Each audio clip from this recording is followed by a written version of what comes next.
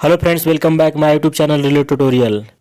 दोस्तों, मैं आज बात करने वाला हूं इस्टेब्लिशमेंट से, जिसमें मैं टॉपिक लिया हूं अनुशासन और अपील नियम 1968, जिसे इंग्लिश में बोलते हैं डिसिप्लिन एंड अपील रूल्स 1968।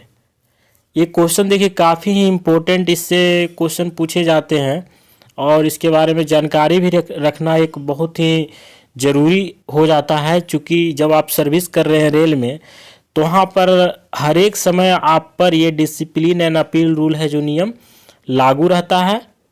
तो इसलिए आप कार्य से बंधे होते हैं, वहाँ पर आपको अपने कार्य का निष्पादन ढंग से किया जाता है, जिसके कारण आप इसके चक्कर में नहीं फंसते हैं। तो इसके बारे में आप जानकारी रखिए और आपको ऑपरेटिंग जो भी एग्ज़ाम होता है, या तो ऑपरेटिंग हो या तो और भी कोई विभाग हो, सभी पर है जो ये नियम लागू होते हैं रेलवे का।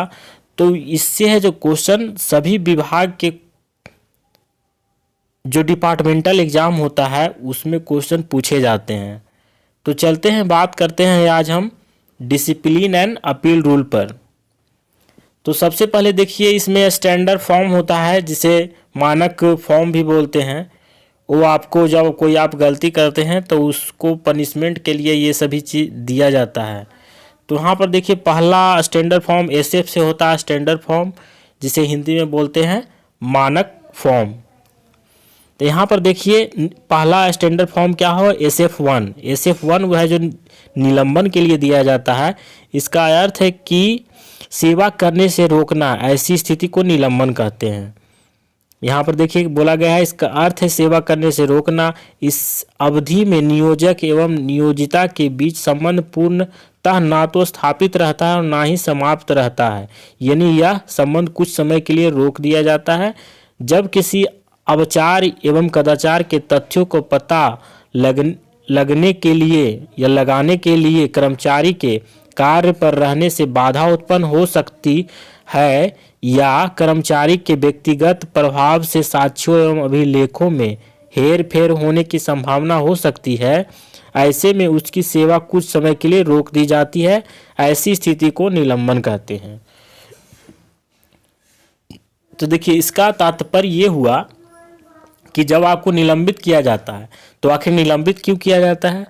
तो निलंबन के लिए आपको देखिए यहाँ पर कारण दिया गया है कि जब कोई आपको कदाचार में लिप्त पाए जाते हैं या अवचार में लिप्त पाए जाते हैं तो वहाँ पर आपको निलंबित किया जाता है। और अगर जो आपके विरुद्ध कोई जांच चल रहा है तो उसके लिए भी आपको निलंबित किया जाता है। चूँकि आप ड्यूटी में रहते हैं तो वहाँ पर आप रेलवे का जो साक्ष्य होता है उसे मिटाने का आपको पूरा चांस रहता है, इसलिए आपको निलंबित कर दिया जाता है और आप ड्यूटी नहीं कर सकते हैं और ऑफिस में नहीं जा सकते हैं। तो यहाँ पर देखिए, इसके बारे में आपने समझ लिए हैं। निलंबन भी आपको दो प्रकार के होते हैं, जिसमें आप एक हो गया सस्पेंशन निलंबन, और दूसरा होता है देखिए SF2, जिसे समझा गया निलंबन। ये हो गया SF2, ये दूसरा प्रकार का। पहला प्रकार का आपका जो हो गया वो निलंबन, दूसरा प्रकार का समझा गया निलंबन, जिसे इंग्लिश में बोला जाता है डीम्ड सस्पेंशन। तो यहाँ पर देखिए क्वेश्चन पूछा जाता है आपको समझा गया निलंबन, इस तरह से हिंदी शब्द नहीं दिया जाएगा। कभी कभी आपको डायरेक्ट हिंदी में भी लिखा जाता है डीम्ड सस्पेंशन का मानक फॉर्म क्या है, और इंग्लिश में भी लिखा हुआ रहेगा डीम्ड सस्पेंशन। तो यहाँ पर आप ढंग से इसे देखिएगा। तो डीम्ड सस्पेंशन है जो कब दिया जाता है, इसको आपको इस परिस्थिति में भूतकाल में निलंबित समझा जाता है। अर्थात भूतकाल में जब आप, जैसे बोला गया है, देखिए यहाँ पर दूसरा कंडीशन लगाया है, जब कोई रेलवे सेवक का 48 घंटे या ज़्यादा समय के लिए पुलिस हिरासत में रखा जाए, तो उस स्थिति से, जैसे आप जेल में चले गए, प्रशासन को पता नहीं है, अर्थात रेलवे को पता नहीं है, तो 48 घंटे जब आप कैद में रहते हैं तो वहाँ पर आपको है जो आज के डेट से 48 घंटे तक पहले तक आपको निलंबित किया जाएगा। 48 घंटे उसमें भी आप जेल में रहिएगा तो आपको पहले, मतलब आज आप ठीक हैं, लेकिन उससे पहले जब जेल में थे तो वहाँ पर आपको भूतकाल में निलंबित समझा जाएगा। मतलब आप नौकरी में नहीं हैं, आपको वहाँ पर छुट्टी ग्रांट नहीं की जा सकती है। दूसरा देखिए, जब किसी रेल सेवक को किसी आपराधिक मामले में 48 घंटे या उससे अधिक की सज़ा या कैद या जेल हो जाए तो उस स्थिति में, तो देखिए उस पहले भी आपको मान लीजिए 48 घंटे से ज़्यादा आप जेल में रहें या आपको कैद हुआ हो तो आपको वहाँ पर निलंबित समझा जाएगा। निलंबन कोई दंड नहीं। देखिए एक सबसे बड़ी ये देखिए क्वेश्चन पूछा जाता है कि निलंबन क्या दंड है, तो वहाँ पर होगा नहीं, निलंबन कोई प्रकार का दंड नहीं है। नेक्स्ट चलते हैं, यहाँ पर देखिए SF3 ग्रांटिंग सब्सटेंस अलाउंस, यहाँ निर्वाह भत्ते की स्वीकृति। SF3 के अनुसार आपको निर्वाह भत्ते की स्वीकृति दी जाती है। SF3 में निर्वाह भत्ते का स्वीकृति किया जाता है। तो यहाँ जीवन यापन के लिए निलंबन के दौरान निर्वाह भत्ते की स्वीकृति दी जाती है, जिसमें मूल वेतन का 50% प्लस DA दिया जाता है। अर्थात जो आपका मूल वेतन है उसका आधा और उस पर DA दिया जाएगा। यदि निलंबन 3 माह से अधिक प्रशासनिक कारणों से होता है तो निर्वाह भत्ते 25% बढ़ा दिया जाता है। देखिए अगर जो निलंबित आप हैं और किसी प्रशासनिक कारणों के कारण आपको 3 माह से अधिक आपको निलंबन रखा जा रहा है तो वहाँ पर है जो 25% बढ़ा दिया जाएगा। यदि निलंबन 3 माह से अधिक कर्मचारी की गलती के कारण हो तो निर्वाह भत्ते में 25% की कटौती की जाएगी। तो आपको वहाँ पर 25% की एक कटौती कर ली जाएगी अगर जो आपका गलती है तो। निलंबन किसी भी परिस्थिति में 6 माह से अधिक नहीं हो सकती। तो निलंबन है जो किसी भी परिस्थिति में 6 माह से अधिक नहीं होगा। चलिए SF4 देख लीजिए, टू रिवोक सस्पेंशन, निलंबन वापस लेना। SF4 के तहत है जो भी कर्मचारी निलंबित हैं उन्हें बहाल कर दिया जाता है, तो SF4 दिया जाता है। नेक्स्ट देखिए SF5। देखिए अब यहाँ पर क्वेश्चन होता है आपका पेनाल्टी कितने प्रकार के होते हैं। तो पेनाल्टी 2 प्रकार के होते हैं, एक मेजर एक माइनर। तो मेजर हो गया जो SF5 हो गया और माइनर हो गया SF11। तो यहाँ पर SF5 के बारे में जानेंगे। तो SF5 में देखिए कहा गया बड़ी शासित कारों पर मेजर पेनाल्टी है जारी करना। पहले काम में बोला गया निर्धारित अवधि के लिए वेतनमान के निचले स्तर पर अवनति, इस शर्त के साथ कि दंड अवधि की समाप्ति के बाद भविष्य में अगले वेतन वृद्धि पर प्रभाव डालेगा या नहीं। देखिए यहाँ पर आपको जब SF5 दिया जाता है तो उसमें सारा चीज़ मेंशन कर दिया जाता है, उसी के बारे में बोला गया है कि आपको अगर जो अवनति किया जाता है तो भविष्य में उसका प्रभाव पड़ेगा या नहीं, उसका आपको वो पूर्ण विश्लेषण के साथ बता दिया जाता है कि आपको भविष्य में मान लीजिए कोई इंक्रीमेंट आपको रोक दिया गया है तो उसे 1 साल या 2 साल में तक रोका ही गया है, आगे आपको मिल जाएगा या नहीं मिलेगा, आपको वो एक इंक्रीमेंट ख़त्म कर दिया गया है। तो ये सारी चीज़ आपको वहाँ पर बता दिया जाता है SF5 जब दिया जाता है तो वही बोला है। निचले वेतनमान या पद में देखिए निचले वेतनमान अर्थात मान लीजिए आप 1900 ग्रेड पे में है, आपको 1800 ग्रेड पे में कर दिया गया है, तो वो एक निश्चित अवधि के लिए किया गया है या हमेशा के लिए किया गया है। तो वही बोला गया है कि निचले वेतनमान या पद सेवा में अवनति इस शर्त के साथ कि दंड समाप्ति पर भविष्य में प्रभाव पड़ेगा या नहीं। वही बोला गया कि अब दंड अगर जो समाप्ति हो जाता है तो वहाँ पर आपको है जो उसका भविष्य में प्रभाव पड़ेगा या नहीं इसका मेंशन किया जाता है।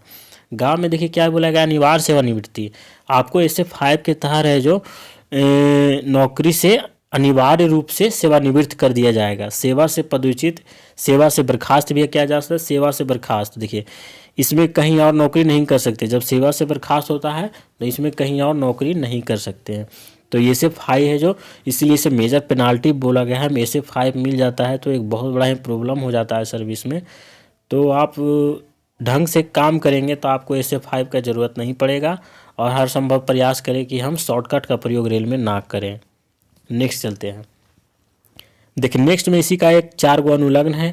दीर्घ दंड आरोप पत्र SF5 अति गंभीर और अति संवेदनशील मामलों में दिया जाता है। SF5 में 4 अनुलग्न है। तो देखिए कौन कौन है, ये चारों चीज़ देखा जाता है। जब SF5 इशू किया जाता है तो वहाँ पर चारों चीज़ का अवलोकन किया जाता है। तो अवलोकन देखिए इसमें क्या क्या चारों चीज़ है।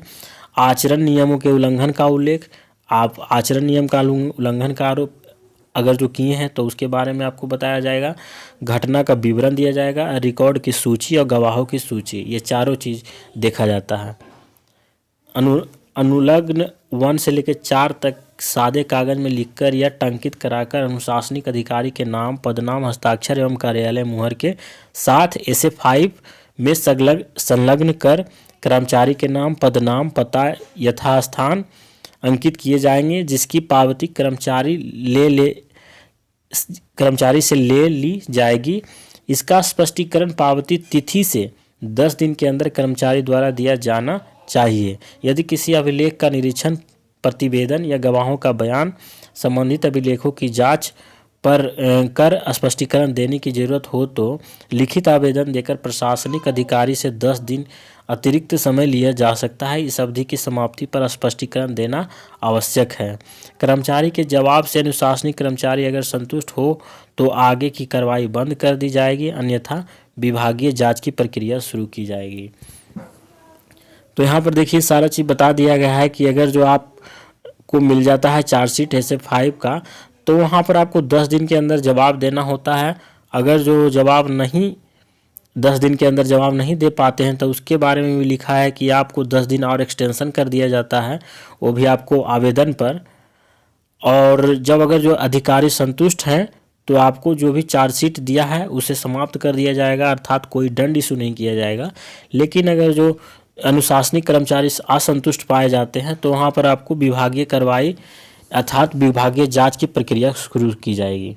नेक्स्ट देखिए SF6 में बोला गया है प्रलेखों को निरीक्षण की अनुमति नहीं देना। SF6 के अनुसार आपको प्रलेखों का निरीक्षण की अनुमति नहीं मिलेगा।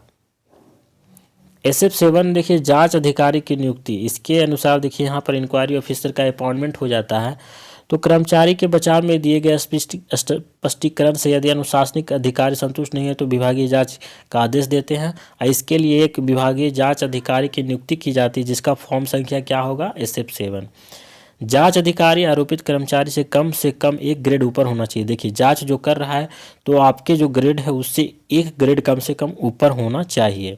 साथ ही साथ जांच अधिकारी की सूचना आरोपित कर्मचारी को दी जाएगी। इसका कहने का मतलब है कि आपको बताया जाएगा कि कौन से अधिकारी है जो आपका जांच कर रहे हैं। जांच अधिकारी जांच प्रक्रिया शुरू करने से पहले आरोपित कर्मचारी को अपने पक्ष में गवाह, बचाव सलाहकार का नाम देने को कहते हैं। यहाँ पर देखिए जांच जब कोई अधिकारी करेंगे तो आपसे बोला जाएगा कि आपको अगर जो गवाह कोई है तो आप गवाह के रूप में उनका नाम दे सकते हैं अपना पक्ष रखने के लिए, बचाव के लिए सलाहकार का नाम दे सकते हैं। तो वो आपको जांच अधिकारी आपसे बोलेंगे या आपको लिखित रूप से दिया जाएगा। इसके बाद जांच प्रक्रिया विधिवत शुरू होगी, जिसमें जांच की प्रारंभिक औपचारिकता पूरी करते हुए जांच अधिकारी कर्मचारी पर आरोपित आरोप को पढ़कर सुनाएंगे और आरोपित कर्मचारी से सहमति या असहमति पूछेंगे। SF8 देख लीजिए। SF8 में बोला गया प्रस्तुति अधिकारी की नियुक्ति। तो यहाँ पर अपॉइंटमेंट प्रेजेंटिंग ऑफिसर का नियुक्ति कर दिया जाएगा SF8 के तहत। नेक्स्ट देखिए SF9 है जो अब डिलीटेड कर दिया गया है। अब SF9 कोई दंड नहीं है, इसका कोई नहीं है। नेक्स्ट देखिए SF10 में बोला गया ऑर्डर ऑफ इंक्लूडेड प्रोसीडिंग्स, सम्मिलित कार्रवाई का आदेश। इसमें देखिए सम्मिलित कार्रवाई का आदेश किया जाएगा। SF10A है जो उसमें बोला गया सम्मिलित कार्रवाई में जांच अधिकारी की नियुक्ति। जब कोई सम्मिलित कार्रवाई हो रहा है तो उसमें जांच अधिकारी की नियुक्ति होगा। SF10B में बोला गया ऑफिसर सम्मिलित कार्यवाही में प्रस्तुति अधिकारी की नियुक्ति बोला गया है, प्रेजेंटिंग ऑफिसर की नियुक्ति किया जाएगा। SF11 देखिए ये दो चीज़ SF5 और SF11 बहुत ही इंपॉर्टेंट है, ये दोनों को जानकर रखिए। तो ये SF11 देखिए लघु दंड है। लघु दंड में निम्नलिखित दंड का प्रावधान है। निंदा, सेंसर, ये एक प्रकार का दंड हो गया। चलिए निश्चित अवधि के लिए पदोन्नति पर रोक, निश्चित अवधि के लिए कोई आपको पदोन्नति पर रोक लगा दिया जाएगा। रेलवे राजस्व की हुई क्षति की भरपाई करवाएगा। सुविधा पास अथवा PTO अथवा दोनों पर निश्चित अवधि के लिए रोक लगा देगा। वेतन क्रम में एक स्टेज नीचे अवनति जो 3 साल से अधिक अवधि के लिए ना हो, जिसका संचयी यानी कम्युलेटिव प्रभाव ना हो और जो पेंशन तथा ग्रेजुएटी पर प्रतिकूल प्रभाव ना डाले। देखिए सारा चीज़ बता दिया गया है कि ये प्रभाव आपको नहीं, इतना से ज़्यादा नहीं हो सकता है, तो 3 साल से ज़्यादा नहीं हो सकता है। नियत अवधि के लिए वेतन वृद्धि पर रोक, जिसके साथ यह निर्देश भी हो कि उक्त अवधि के समाप्त होने पर इसका प्रभाव वेतन वृद्धि पर पड़ेगा या नहीं। तो यहाँ पर देखिए बता दिया गया है कि अगर जो आपको निर्देश वेतन वृद्धि पर रोक लगाया जाता है तो उसका आगे क्या प्रभाव पड़ेगा या नहीं पड़ेगा, ये सारा चीज़ आपको SF11 जब इशू होगा तो वहाँ पर बताया जाएगा। SF11 ये में बोला गया छोटी साजिश का आरोप पत्र जारी करना जहां जांच आवश्यक हो, बड़ी की कार्रवाई जैसे। इसमें भी देखिए जांच का प्रोसीजर चल सकता है, इसके लिए आपको SF11 ए दिया जाएगा। और SF11 ए एक परिशिष्ट है, ये कोई ये चीज़ नहीं है इसमें।